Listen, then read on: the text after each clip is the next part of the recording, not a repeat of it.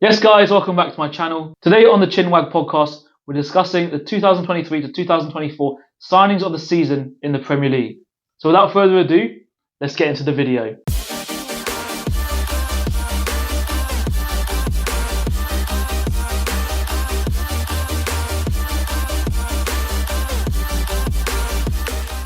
So the first player I've gone for is Declan Rice as a nominee. Yep, agreed, 100%. So you've gone for Declan Rice. Just explain why you think Declan Rice should be a nominee for signing of the season. Yes, he was very expensive, and I guess that's part of the conversation we'll have later. But if we're looking at performances and if we're looking at the impact that he has had on the team, he has dragged us through games just by being a beast. He's run the midfield on his own, scoring goals. He covers every single blade of grass on the pitch. He's like a good version of Conor Gallagher. So yeah, but Conor Gallagher's terrible. That's what I'm saying. He's like an elite, world-class version of a crap player. If that makes any sense. Yeah, fair.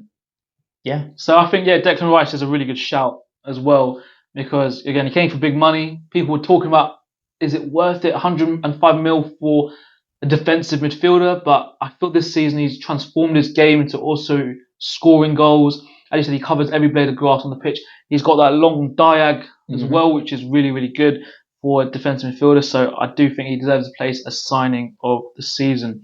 So I've gone for a goalkeeper, Tottenham's goalkeeper, more specifically in Vicario. So he came from Empoli. And yeah, I think he's done great this season. As we said a couple of weeks ago, he came from Empoli and no one really knew of him. And he's just transformed that Spurs backline as well as other players in there, obviously. So who have you gone for him as well? Oh yeah, I have. Yeah, I think he's as a goalkeeper. I think he's been one of my favourite goalkeepers to watch this season. Consistently, he doesn't really seem to be having a massive drop in form that some goalkeepers are more prone to.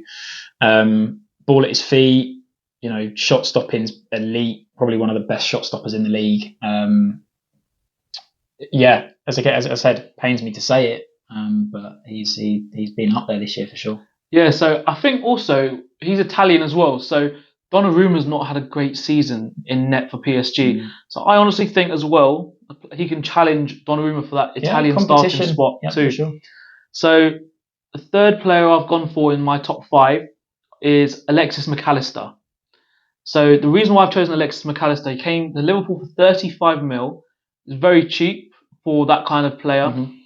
He has played in like the number 10, 8 kind of role this season for them and dictated the play. He's got on the ball, spreaded it wide, got in the box himself, scored a couple of goals himself. And yeah, I just think it's for the price you can get a 35 million player for nowadays.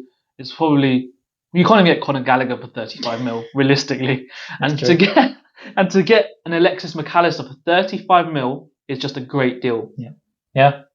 I mean, I can see that argument. I did consider McAllister. Personally, I've gone for Mohamed Kudus. And your reason behind that is? I think he's a Champions League quality player. He's proven it this season. There were those questions: how would he adapt to the Premier League? I know that there were a lot of teams looking at him in the summer. United, Arsenal looking at him as well. He ended up going to West Ham. I guess that's Declan Rice money. And just the quality that he's shown this year. Obviously, he's been away at the Cup of Nations as well, but in the league, in Europe, he's made some really significant contributions. He's shown the quality. I wouldn't be surprised if in a year or two he does get picked up by a Champions League team. Yeah, I think the player to that will leave West Ham this season will be Paqueta. Yeah, agreed. And then maybe the following season or two, then that will be Kudus' turn to leave West Ham. But he's been good as well. But so that's our opinion on those two players. My next player, my fourth player is Cole Palmer. And I don't think anyone can disagree that he's been a great signing for Chelsea from Man City this season. No arguments here at all. Huge surprise. I think out of all of these players, he's the one that surprised me the most because he wasn't getting game time at City. He showed glimpses of stuff, but I don't think anyone would have predicted the season he's had. Yeah, he's been the real talisman for Chelsea, and they've been so disappointing. Back in the day, Chelsea used to have like an undefeated like home record, and Stamford Bridge is quite an easy place to go, but not for Man United, obviously, because we're terrible. and Ten Hag should go. If you want to see that video, I did a video about that a couple of weeks ago, so make sure you check that out.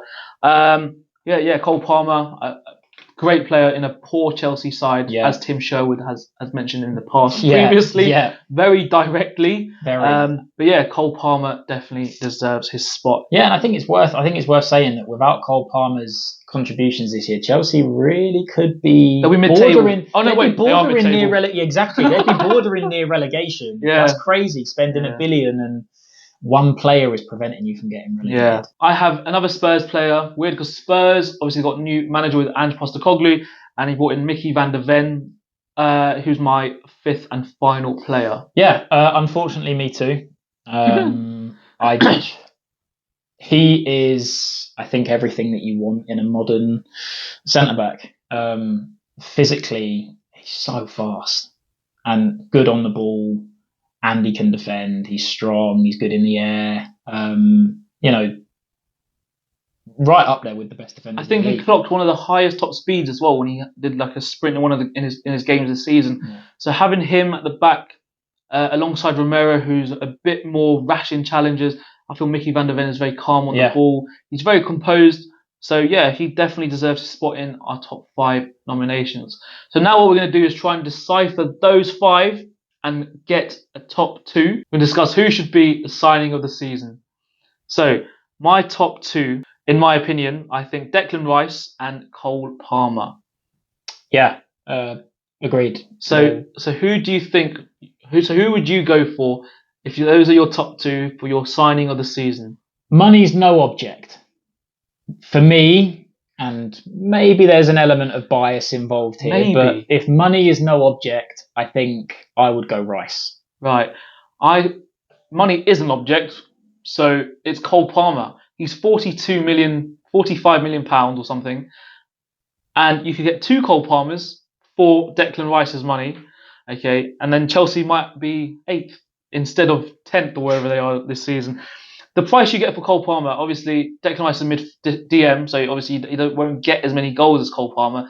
But at the end of the day, you need players like Cole Palmer in the team to drag you through those games. He's basically your Martin Odegaard. Yeah, I mean, I think the impact that they've had on their respective teams have been similar to different extents. I think Rice is dragging his team towards a potential title, and Palmer is dragging his team towards a top half finish. But I think given the price tag of them, and that is going to be a factor. We're not talking player of the season here. We're talking signing. Yeah. So I can understand. Yeah, I think Palmer probably does edge it in terms of value for money. So here, the Chinwell Podcast, we've decided Cole Palmer is our signing of the season. So if you did enjoy that podcast, don't forget to like, comment and subscribe. And don't forget, I'll see you later for more.